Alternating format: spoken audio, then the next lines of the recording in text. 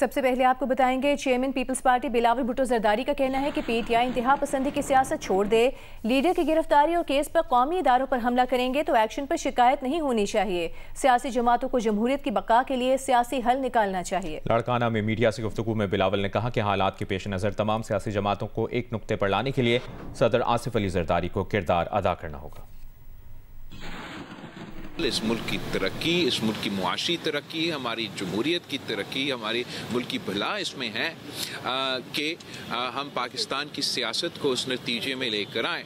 اس میں حکومتی جماعتیں، حکومت کے ساتھی والے جماعتیں کو بھی ایک کردار ادا کرنا پڑے گا، اور ساتھ ساتھ جو ہمارا اپوزیشن کی جماعتیں ہیں ان کو بھی ایک رسپانسبل کردار ادا کرنا پڑے گا۔ اگر سیاست انتہا پسندی کی سیاست کیا جائے گا تو پھر میرا خیال میں اس انتہا پسندی والی سیاست کے جواب میں جو سختی ہوتی ہے اس پہ شکایت نہیں ہونا چاہیے۔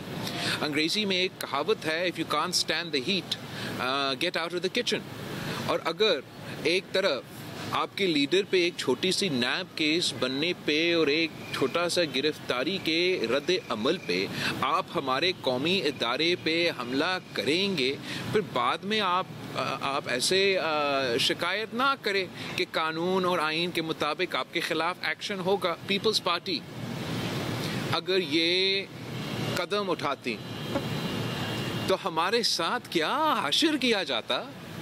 ان کے ساتھ تو کچھ ہو ہی نہیں رہا ہے، اور ہمارا تجویز یہی ہے پی ٹی آئی کے لیے بھی کہ وہ انتہا پسندی کی سیاست چھوڑ دے، وہ اپنا سیاست کو سیاست کے دائرے میں واپس لے کر آئے۔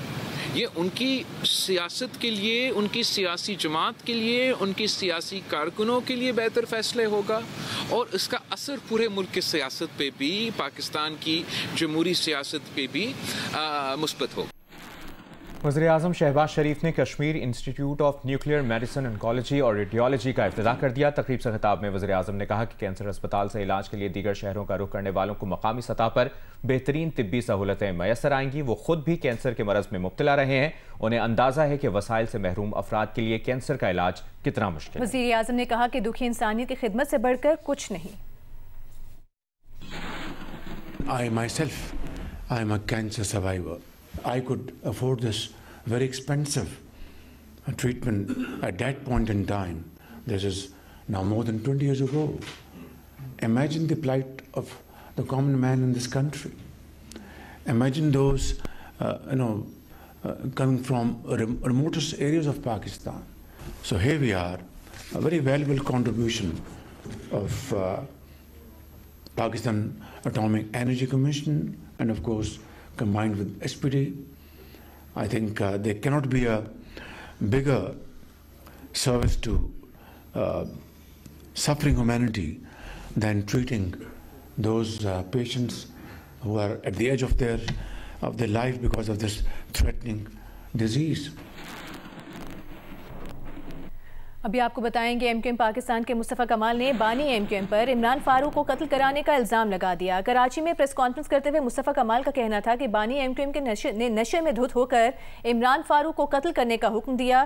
عمران فاروق کو قتل کر کے بانی ایم کیو ایم کو سالگرہ کا تحفہ دیا گیا۔ ہمارے پاس ساری تفصیل موجود ہے۔ مصطفیٰ کمال نے قاتلوں کی گرفتاری کے لیے برطانوی عدالت میں کیس کھلوانے کا چیلنج بھی دے دیا۔ کہا ہمت کریں، کیس کھلوائیں، وہ عدالتوں میں پیش ہونے کے لیے تیار ہیں، لیکن بانی ایم کیو ایم ایسا نہیں کریں گے۔ عمران فاروق کے بچوں کو مخاطب کر کے بولے کہ اپنے والد کے قتل کی تحقیقات کے لیے مقدمہ دائر کریں، وہ ہر تعاون کے لیے تیار ہیں۔ عمران فاروق کو الطاف حسین نے مارا ہے،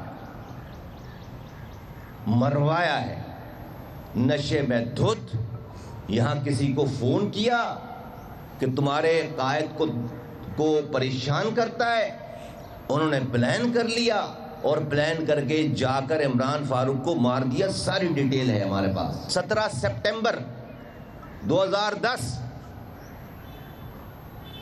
40 سال لگانے والے عمران فاروق، پورا آپریشن بھگتنے والے عمران فاروق کو اسی کے قائد کی برتھ ڈے پہ، سالگرہ پہ اس کی موت کا تحفہ دے رہے ہیں۔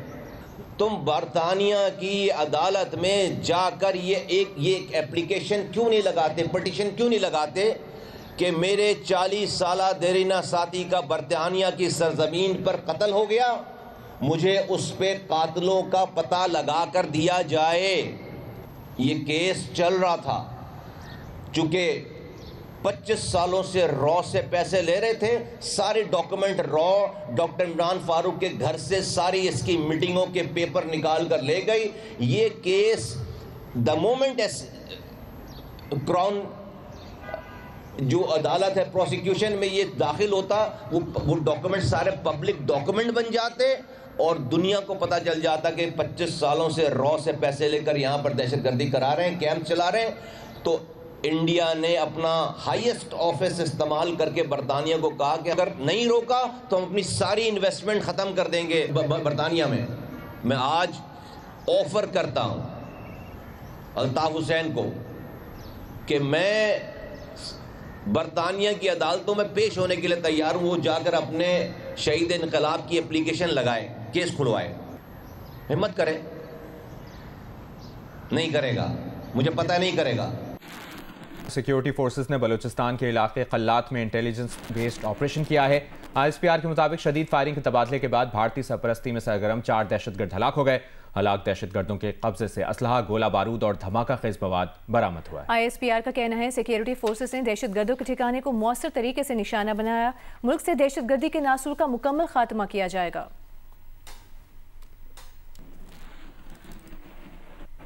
کرک کے پہاڑی علاقے کرکنڈو میں پولیس کی کارروائی میں 8 دہشت گردوں کو ہلاک کر دیا گیا. پولیس حکام کا کہنا ہے کہ کارروائی میں دہشت گردوں کے کئی ٹھکانوں کو بھی تباہ کر دیا گیا. RPO کوہاٹ کا کہنا ہے کہ کارروائی میں ایک پولیس اہلکار معمولی زخمی ہوا. وفاقی وزیر داخلہ محسن نقوی نے بھارتی حمایت یافتہ دہشت گردوں کے خلاف کامیاب آپریشن پر پولیس اور CTT کو خراج تحسین پیش کیا. کہا خیبر پختونخوا پولیس اور CTT کے بہادر سپوتوں نے دہشت گردوں کے مذموم مزاحم کو ناکام بنایا. بھارتی سپانسرڈ دہشت گردوں کے خاتمے کے لیے قوم سیکیورٹی فورسز کے شانہ بشانہ کھڑی.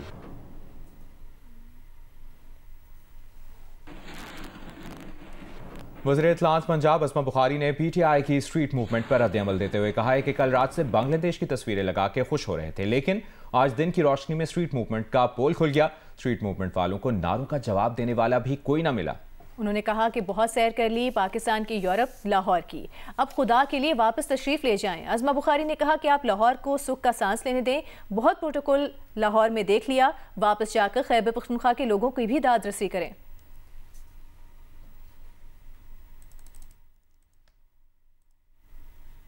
اور اب کچھ بات کریں گے علم و ادب کی. آرٹس کونسل کراچی میں جاری عالمی اردو کانفرنس کا آج آخری روز ہے. جیو اور جنگ گروپ ایونٹ کا میڈیا پارٹنر ہے. آج کی سرگرمیوں کی تفصیل بتا رہے ہیں نمائندہ جیو نیوز ولید احمد. عالمی اردو کانفرنس کا آج چوتھا اور آخری روز ہے. آج جہاں سندھی ادب، بلوچی ادب پر گفتگو ہوئی، 15 کتابوں کی رونمائی ہوئی، تو وہیں ایک اور بہت اہم سیشن ہوا جس کا نام تھا پاکستان کے چیمپئنز، جس میں سابق کرکٹر راشد لطیف نے گفتگو کی. اسی طرح اسکواش چیمپئن جہانگیر خان بھی اس نشست کا حصہ تھے اور ہاکی کے معروف کھلاڑی اصلاح الدین نے بھی گفتگو کی ہے. آئیے ان تینوں سے ہم بات کرتے ہیں. اصلاح الدین صاحب، جہانگیر خان صاحب، عبید توحید صاحب، بڑے نام صرف پاکستان کے نہیں ورلڈ کے رینون ہیں اور اچھی باتیں ہوئی ہیں اور اس سے فرق پڑتا ہے. یہ ایکٹیویٹیز بڑی اچھی ہوتی ہے اور میں کافی عرصے سے اس کو فالو کرتا آ رہا ہوں اور یہ ایک اچھا ہے. مختلف شعبوں پہ ڈسکشن ہوتی ہے، لوگوں کے لیے اچھی ایک نالج آتی ہے اور ظاہری بات ہے آپ مختلف لیول کے لوگوں کو لا کر یہاں پہ ان کو رسپیکٹ دیتے ہیں، تو میں سمجھتا ہوں کہ بڑی اچھی کاوش ہے. اس کا سب سے بڑا جو فائدہ ہوتا ہے نا وہ یہ ہوتا ہے کہ سارے دانشور جو ہیں جتنے بھی ملک کے ہیں، ملک سے باہر کے ہیں، وہ یہاں آتے ہیں اور اپنے فن کا مظاہرہ کرتے ہیں. اپنی فن سے مطلب ہے اپنی قابلیت کے جوہر دکھاتے ہیں. تو اس کا سب سے بڑا فائدہ یہ ہوتا ہے صوبے کو اور پوری دنیا میں کہ جو ینگسٹرز ہیں نا وہ موٹیویٹ ہوتے ہیں. اختتام اس عالمی اردو کانفرنس کا YMCA گراؤنڈ میں ہوگا جہاں محفل قوالی بھی ہوگی اور اختتامی اجلاس بھی ہوگا. سوات کی حسین وادی کالام میں پہاڑوں نے برف کی چادر اوڑھ رکھی ہے. سوات کے حسین نظارے دکھا رہے ہیں نمائندہ جیو نیوز ڈاکٹر محبوب علی. پہاڑوں کی گود میں واقع اس برفیلی وادی میں محکمہ سیاحت خیبر پختونخوا کی تعاون سے 5 روزہ سنو فیسٹیول جاری ہے جو سرد موسم میں سیاحت کے نئے امکانات کی نوید بن کر ابھرا ہے. برف پر قدموں کی چاپ ہو یا سنو ہائیکنگ کا جوش، کئی آئس سکیٹنگ کی روانی ہے تو کئی رسا کشی میں طاقت کا امتحان. स्नो कबड्डी की गूंज और बर्फ से बनते ख्वाब। यहाँ स्नो फेस्टिवल चल रहे हैं, यहाँ बहुत सारी कबड्डी भी है स्नो कबड्डी के लिए बहुत स्टेमिना चाहिए और बहुत सारी गेम्स हैं, स्नो स्केटिंग, आर्ची, हाइकिंग, बहुत सारी गेम हैं। समर वेकेशंस में आए, हाइकिंग भी हो रही है, बहुत सारी गेम्स हो रही है इधर और मुझे बहुत मज़ा आया। आप लोग भी इधर आए, ज़रूर आए और बहुत अच्छी जगह है। स्नो कबड्डी के मुकाबलों में इजोर नेस्ट उशू और इजोर लगून फ्लोट्स आमने सामने थे। बर्फीले मैदान में जज्बों की गर्मी थी और आखिरी पॉइंट पर इजोर नेस्ट उशू ने फतह अपने नाम कर ली। बर्फ पर कहकहे बिखरे हैं, बच्चे स्नोमैन बना रहे हैं जबकि सयाह यादों को कैमरे में कैद कर रहे हैं। ये स्नो फेस्टिवल सिर्फ एक तकरीब नहीं बल्कि स्वात की सर्द रातों में सयाहत की गर्म उम्मीद है।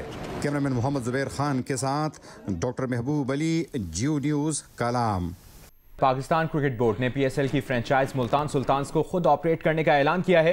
चेयरमैन पीसीबी मोहसिन नकवी ने लाहौर में मीडिया से गुफ्तगू करते हुए बताया कि पीएसएल 11 खत्म होने के बाद मुल्तान सुल्तान्स की नीलामी होगी। उनका कहना था कि पीएसएल 11 26 मार्च के बजाय 23 मार्च से शुरू करना चाहते हैं।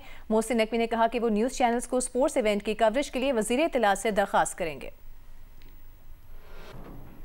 दौरे श्रीलंका के लिए पाकिस्तान के 15 रुकनी T20 स्क्वाड का ऐलान कर दिया गया। ऑलराउंडर शादाब खान की टीम में वापसी हुई। ख्वाजा नाफे पहली मरतबा स्क्वाड में शामिल किए गए हैं। बाबर आजम, शाहीन आफरीदी और हारिस रऊफ स्क्वाड का हिस्सा नहीं। Pakistan cricket team 3 T20 matches की सीरीज के लिए 4 और 5 जनवरी को श्रीलंका रवाना होगी, जहां सलमान आगा की क़यादत में पाकिस्तान टीम 7, 9 और 11 जनवरी को दम्बुला में मैचेस खेलेगी। ऑलराउंडर शादाब खान की कंधे की सर्जरी के बाद स्क्वाड में वापसी हुई है। बिग बैश लीग खेलने वालों में शादाब खान वाहिद खिलाड़ी हैं जिन्हें पाकिस्तान टीम में शामिल किया गया है। बाबर आजम और शाहीन आफरीदी स्क्वाड का हिस्सा नहीं। हारिस रऊफ को एक बार फिर ज़ेरे गौर नहीं लाया गया। पाकिस्तान टीम में कप्तान सलमान अली आगा, अब्दुल समद, अबरार अहमद, फ़हीम अशरफ, फ़खर जमान, ख्वाजा मोहम्मद नाफे, मोहम्मद नवाज, मोहम्मद सलमान मिर्ज़ा, मोहम्मद वसीम जूनियर, नसीम शाह, साहबजादा फरहान, साइम अयूब, शादाब खान, उस्मान खान और उस्मान तारिक शामिल हैं।